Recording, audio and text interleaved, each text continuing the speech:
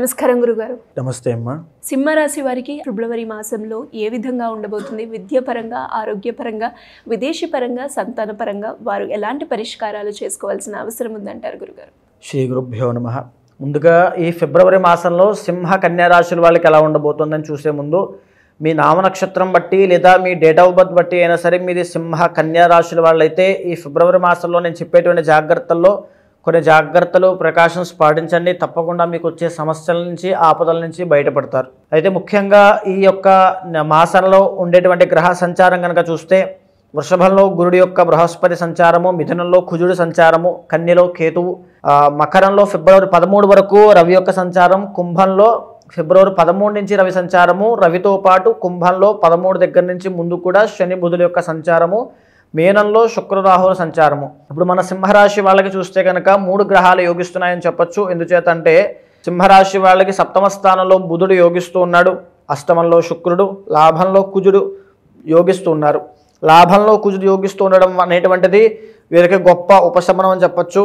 ఇప్పటి వరకు ఉన్నటువంటి ఆర్థిక లేకపోతే వృత్తిపరంగా అయినా సరే కొంత మేరకు ఊరడింపు అనేటువంటిది కలుగుతుంది. అష్టమ స్థానంలో శుక్రుడు ఎప్పుడైతే యోగిస్తూ ఉన్నాడో కలత్రము దగ్గర నుంచి, అంటే భార్య లేదా భర్త దగ్గర నుంచి లేదా రిలేషన్షిప్లో ప్రేమ వ్యవహారాల్లో కాస్త ఉపశమనం కలిగేటువంటి, కాస్త పాజిటివ్ థింగ్స్ యాడ్ అయ్యేటువంటి అవకాశం కనబడుతోంది. మీరు కూడా పాజిటివ్గా ఉండండి. ఎందుకంటే బికాజ్ అష్టమ స్థానంలో శుక్రుడి దగ్గరే మీకు రాహు సంచరిస్తున్న కారణంగా ఏ విషయంలో అయినా సరే వీళ్ళు అత్యాశకు వెళ్ళారంటే, అతిగా ఎక్స్ట్రీమ్గా వెళ్ళారంటే కాస్త ఇబ్బంది పడే అవకాశాలు ఉంటాయి. అష్టమంలో రాహు మంచివాడు కాదు కాబట్టి కాస్త జాగ్రత్తగా ఉండండి. ఎక్స్ట్రీమ్గా అగ్రెసివ్గా వెళ్ళొద్దు, ఇబ్బంది పడేటువంటి అవకాశాలు ఉంటాయి. సప్తమ స్థానంలో బుధుడి యొక్క సంచారం జరుగుతోంది.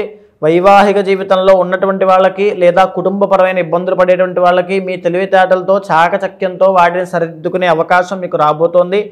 మీ తెలివితేటలను కనుక మీరు వ్యాపారం మీద పెట్టినట్లయితే అద్భుతమైన వ్యాపార దిగ్గజంలా ఎదిగేటువంటి అవకాశాలు ఇక్కడి నుంచి మీకు స్టార్ట్ అవుతాయి.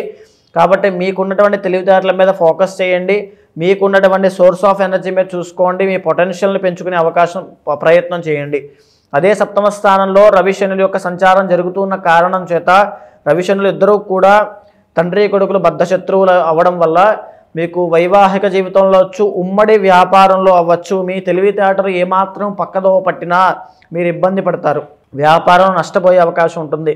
కాబట్టి నిరంతరము ఈ మాసమంతా కూడా వ్యాపారం మీద, వైవాహిక జీవితం మీద శ్రద్ధ పెట్టండి, లేకపోతే ఎన్నో ఇబ్బందులు వస్తాయి. దాంతోపాటుగా దశమ స్థానంలో గురుడి యొక్క సంచారము వృత్తి వ్యాపారాల్లో సామాన్యము, అంటే జాబ్ చేసుకునే వాళ్ళందరికీ కూడా సామాన్యంగా ఉండే అవకాశం ఉంటుంది. పెద్ద మార్పులు చేర్పులు ఏమీ లేవు.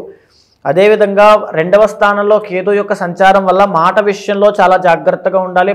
మాట్లాడే మాట నిలబెట్టుకునే ప్రయత్నం చేయండి. ఒక్కొక్కసారి ఒక్కొక్క మాట, ఇంకొకసారి ఇంకొక మాట ఇన్ఫ్లుయెన్స్ అవ్వడం వల్ల, ఆ మాట అస్థిరత్వం రావడం వల్ల ఎన్నో మాటలు పడాల్సి వస్తుంది. అదేవిధంగా కుటుంబం దగ్గర నుంచి కూడా ఒత్తిడి రావడం అనేటువంటి విషయాల మీద కాస్త మానసికంగా కృంగిపోయే అవకాశాలు ఉన్నాయి. ఆ మానసిక కృంగుపాటు నుంచి బయటికి రండి. మానసిక అశాంతి దూరం పెట్టండి. దాన్ని దూరం పెట్టడానికి మెడిటేషన్ చేసే ప్రయత్నం చేయండి. సింహరాశి వాళ్ళకి మరీ ముఖ్యంగా జాగ్రత్తగా ఉండాల్సిన అంశము ఈ యొక్క రవి శనుల యొక్క కలయిక ఈ యొక్క సప్తమ స్థానంలో ఉండడం అనేటువంటి ఇబ్బంది ఉంది.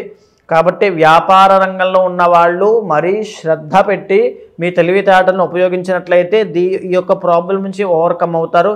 లేకపోతే ఈ మాసంలో వచ్చే ప్రాబ్లం వల్ల ఖచ్చితంగా లాంగ్ లాస్టింగ్గా ఇబ్బంది అనేటువంటిది కనబడుతుంది.